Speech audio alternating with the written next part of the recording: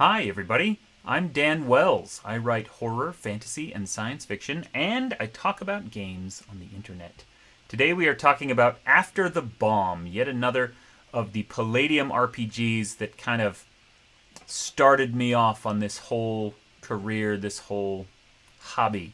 I've been playing Palladium forever. In fact, the very first Palladium game, very first role-playing game of any kind I ever played was Ninja Turtles, which is freaking out the green screen here because turtles are green. Anyway, this I got into in the very beginning and loved it. And one of the most popular supplements for that game, in fact, one of the most popular supplements kind of in the industry, was this one, After the Bomb. This is a teeny tiny little book. It was done with, you can see this, it was laid out in a typewriter. And it's written by the same person who wrote the Ninja Turtles game, which is Eric Wujcik. And it takes the premise, which is mutant animals. And what is really compelling about the Ninja Turtles RPG is that you're not just playing Ninja Turtles. He built an entire system called bioenergy, or bio-E, where you can create any mutant animal you want, and kind of any way that you want. And let me show this off here. I've bookmarked the turtles themselves so you can see how this looks. And this is probably going to freak out the green screen too. Yep. But there's the turtle, and I wish I had this in PDF so we didn't have to do this. Anyway, the turtle starts down here at the bottom and then continues up here. And so you see an animal has a size level, and then it starts with a total amount of bio-E, which is like a currency. It's like points you can spend to mutate yourself. And you can give yourself more human-like features. And then down here you can give yourself certain powers. And then, of course, you can also buy extra size levels. If you don't want to be size level 1, you want to be huge. And there's a whole system for that. And so you could build a small turtle that looks like a turtle, or you can build kind of a medium-sized turtle that looks exactly like a human being, or you could go to an enormous turtle that has, human hands and legs, but otherwise looks like a turtle. There's just all these different things. And then they threw in a bunch of psychic powers as well. If you want to have telepathy or telekinesis or the ability to paralyze people with your mind, you can buy that with bio-E as well. So it was a really fun little game. Like I said, it was the game that made me a role-playing gamer. It was the first one I'd ever encountered. I think a lot of people my age, kind of mid-40s, they either got into this through D&D or through Ninja Turtles. Those are the two schools for people of my generation, and I am wholeheartedly a Ninja Turtles guy. So anyway, what After the Bomb did was it took that little premise and it spun it out into, and this is essentially just an adventure supplement. It doesn't have any core rules in it, and most of it is taken up with 4 or 5 little mini adventure scenarios that take place in a post-apocalyptic world in which everything has been destroyed, the bombs have fallen, and animals have mutated and grown up. The actual premise of the game is really fun in that it postulates, the reason for the mutant animals, this postulates a future in which genetic engineering became so common that people were able to make custom, like commercial level genetic engineering for pets, for personal augmentation, and even for viruses. And at some point somebody developed a virus that was incurable because it included the entire human genome inside of its virus, which doesn't make any sense, but bear with me here. And so because of the level of genetic engineering they had, diseases in general were they meant nothing because they were incredibly easily curable. But this disease, because it included the human genome as part of its own code, meant that anything designed to attack it would attack the host as well, and so everybody died.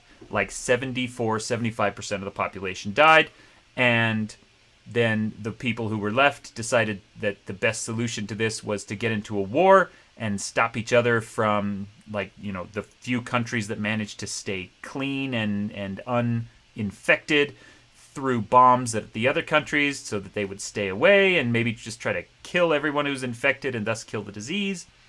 What that did, in essence, was destroy the world. So now only 5 or 10% of the human population is left, if that. But the disease jumped the species barrier into animals, and it started infecting animals as well. But it didn't make them sick. What it did is it took that whole human genome that was included in the virus and started interlacing it with animal DNA, thus resulting in a lot of human-like mutations in the animals. The game is set about a generation or two after this destruction. So it's not an apocalyptic game. It's kind of a game about rebuilding. The situation has settled down. There is a big empire of humanity, of survivors who were immune for whatever reason or who managed to stay uninfected, and they are trying to rebuild civilization, but part of their plan involves getting rid of all mutant animals because they see them as carriers, or they see them as an intrusion onto the human genome that is going to infect it, and they want to keep humanity itself pure.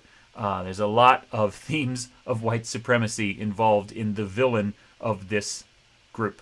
And so then there's other kingdoms, like Gatorland, and, well, I think there's a map in here that shows it off. Yes, the Wolf Barbarians, Boers Town is up where Boston was. There's the Plains of Free Cattle. There's all kinds of neat things here. Anyway, this proved to be immensely popular. Like I said, After the Bomb was one of the best-selling game supplements ever. I don't know. I mean, I assume it's been beaten many times over since then. But back in the 80s, when it came out, it sold like 175,000 copies. It went through multiple printings. It was massive. And it spawned a bunch of follow-ups. This is primarily East Coast. So there was Roadhogs, which was a very Mad Max-style addition to this that looked at the West Coast. And it was California, and it was Texas, and it was Nevada, and it was that kind of stuff. It wasn't really Texas. Mutants Down Under, which you can guess that was in Australia. Great cover on this one. And these are all, again, super tiny little supplement books. Mutants of the Yucatan, one of my favorite RPG covers ever. Mutants in Avalon. This one is a little thicker than the others, about twice as thick, honestly. And this one is exciting because it was written by James Wallace, who is one of the core Warhammer Fantasy authors and a fantastic RPG guy. I love Eric Wujcik to death. He is one of my all-time favorites. But very exciting to have a cool England version of Mutant Animals written by James Wallace. There was Mutants in Orbit, which kind of was a double size. I mean, it's even thicker than Avalon is, still being very tiny, because this doubled as a Ninja Turtles After the Bomb supplement and as a Rifts supplement. And it includes all the information for both. It works much better as an After the Bomb supplement than as a Rift supplement, but there you go. And then last of all, and this one, I don't know if I should include this one, because this is not technically an After the Bomb book, but Transdimensional TMNT did a lot of innovations, especially with the Bio-E system and the concept of mutant humans, that eventually were used in the larger product. And that's where we finally arrive at the one that I've got right here. After the Bomb, big, thick, fat. This is its own book. And so eventually, as happens with every IP license for every game company ever, they lost the Ninja Turtles license.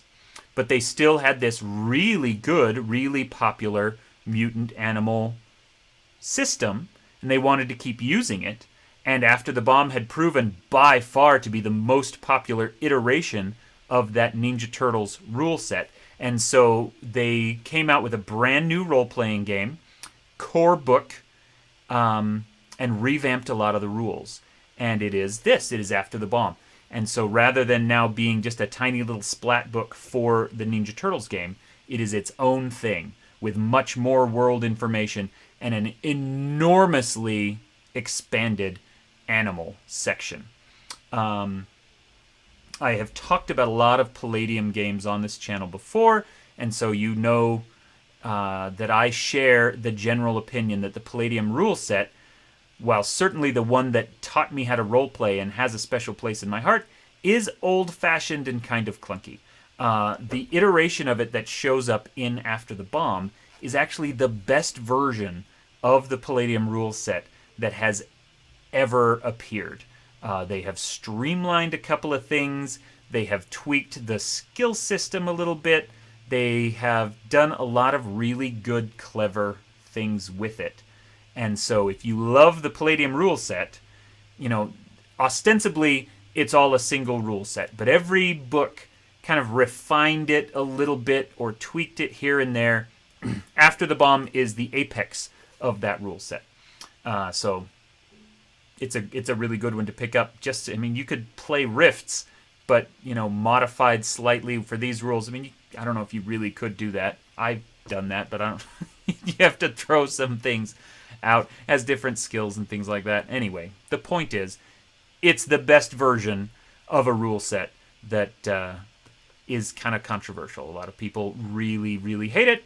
Some people really like it. Anyway, like I said, they also expanded the animal section quite a bit. So let's look at the turtles again so you can see what I mean. There's a giant picture of a weasel. But more to the point, I want to show you the turtles. And so you saw the other turtles that we were dealing with here in the other book. This one has a bunch of different kinds of turtles. And then it has, kind of the standard human features like we saw. And then a vastly expanded list of animal powers that you can buy. The other one basically just had swimming and different levels of armor depending on how much BioE you wanted to spend. This one adds in digging claws and advanced senses and night vision and all sorts of things. One of the other really neat things this book does, you can see down here, it says vestigial traits and vestigial disadvantages. This book adds a lot of those as a new innovation to the already very robust BioE system. And so, for example, turtles can gain extra BioE if they take some of these vestigial traits. So if they want webbed feet or nearsightedness, they can gain BioE instead of spending it to gain these kind of more animalistic disadvantages that fit with their animal type that they're building. It's a really nice addition to the BioE system to have all these vestigial things. While we're at it, let's show the dogs off. The dogs in the original book, there was one entry for domesticated canine. And then there's a little table that would tell you like what kind of animal you were going to be. Like what breed of dog, and there was like maybe 12 or 15 breeds of dog. That is nothing compared to what we have now. So here we have canines, dogs, and hounds, and then this gargantuan list of mutant animal powers, all these mutant animal traits, and then if we flip the page, instead of the little list of like 12 dog breeds that didn't really affect your character in any way except for size level, which by the way was not balanced in the least bit, now there's tons. There's probably 20 or 30, 40 of these, just all these breeds. And then they have different size levels and different attribute bonuses and different things that they can do. And so it's just, in general, a much more robust system. There are more animals. It doesn't have every single animal included in all of the other ones. Some of the really niche stuff that you would only see in like Mutants Down Under. Wallabies did not make it in to the core book, but it's still backwards compatible. And in fact, this book does include a table where you can roll for a random mutant animal that's included here, or a random mutant animal included in everything, so that if you have the other supplements, you can be like, well, I'm going to totally play a wallaby anyway. Two of the other really interesting things that this book added to the mutant list are purebreds and canines. And the purebreds are different. They're interesting in that they are mutant animals that skip the BioE system, because you don't get to build what your purebred looks like. You're a purebred. And so there are things like, at the time, there was all the big news in genetic engineering was about spider goats. And maybe you have read about this or heard about this, that somebody was working on a procedure to put spider silk glands into goats so that their milk could turn into silk. And there actually was, believe it or not, a lot of success with that program. And so they put a purebred spider goat into this book, where you don't get to build your own thing. You're playing the one spider goat option. But that was an option. And they had flying pigs, and they had, some specific breeds of like chickens and stuff that you could do. There was one rabbit. And so that was one new innovation. And then they had another one called chimeras, or throwbacks. I guess the spider goat's kind of the chimera. What I'm thinking of is the throwbacks. The throwbacks are things like the theory that evolutionarily all of the DNA to build a theropod, like an allosaur or a T-Rex or something, is included inside of modern bird DNA. And so sometimes you would get a genetic throwback. So you were actually like a chicken, but you were an allosauroid chicken, and you could build a dinosaur. Or my favorite one in the whole book is called the Oligocene Proto-Pig, which is a throwback based on a wild boar, but where this kind of ancient proto-pig DNA comes out, and it's this massive, like hippo or elephant-sized pig in the deep south. Anyway, really impressive list of animals. And what you get with those huge lists of powers, there's no way you would ever be able to use BioE to buy all of the powers, for example, on the turtle that we looked at, or the dog. And so you are going to choose very specifically which powers you want, and that gives each character a lot more uniqueness, since it isn't obvious that if you're playing a turtle, you just buy the best armor, and you give yourself swimming, and then, like, they're not as rote anymore. They're not as scripted. The different mutant animals do end up looking very different, and any two given mutant dogs are going to be wildly different from each other, even before you get to that 2-page spread of dog breeds. So, it's a really great character creation system. And we haven't even talked about like skills and stuff. Let's talk about the backgrounds. One of the great things that I've always liked about the Ninja Turtles games, and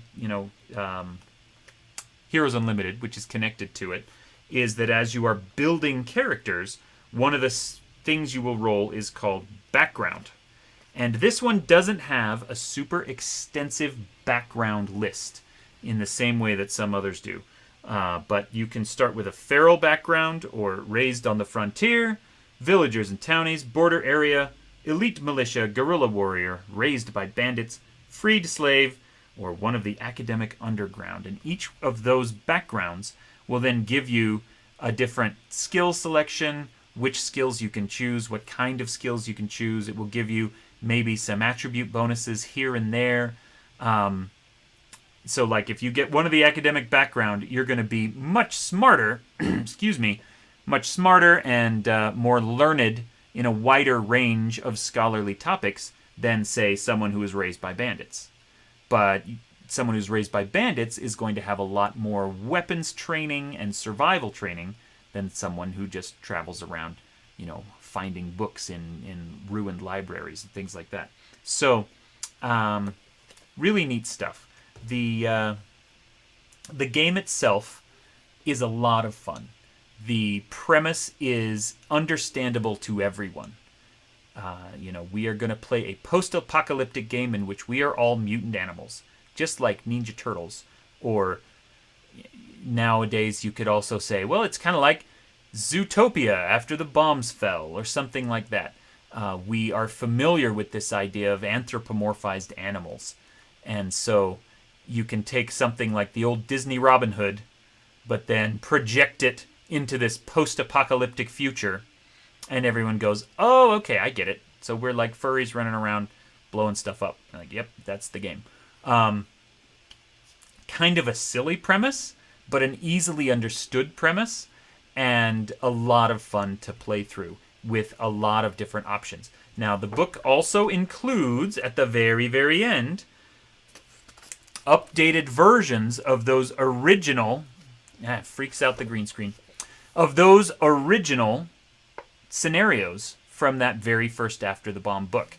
And some of those are better than others. The gun bunnies, which is the little picture I just showed you, that's okay. There's a lot of them that are good. My favorite one, let me see if I can find it here, is this one. The Power of Ali Komani, which is about a cat, kind of crime lord, mutant cat, who controls a huge swath of the East Coast because anyone who disagrees with him, he can destroy them, because he's managed to come up with a control device for a spaceborne weapon, a satellite weapon. And so he can shoot you with lasers from outer space if you don't do what he wants. It's a really fun scenario, and it's kind of my go-to scenario anytime I'm trying to introduce somebody to After the Bomb, just because it has a lot of good characters, it has a lot of compelling ideas in it, and good chance to, do some fun investigation and combat and science fictional stuff. Anyway, After the Bomb is a great game, and I encourage everyone who thinks this sounds awesome to give it a try. You're never going to find, in my opinion, a better post-apocalyptic mutant animal game than After the Bomb. So, thanks for watching the show. Very glad to have you all here. I hope you have a wonderful day. I am Dan Wells, and you are awesome.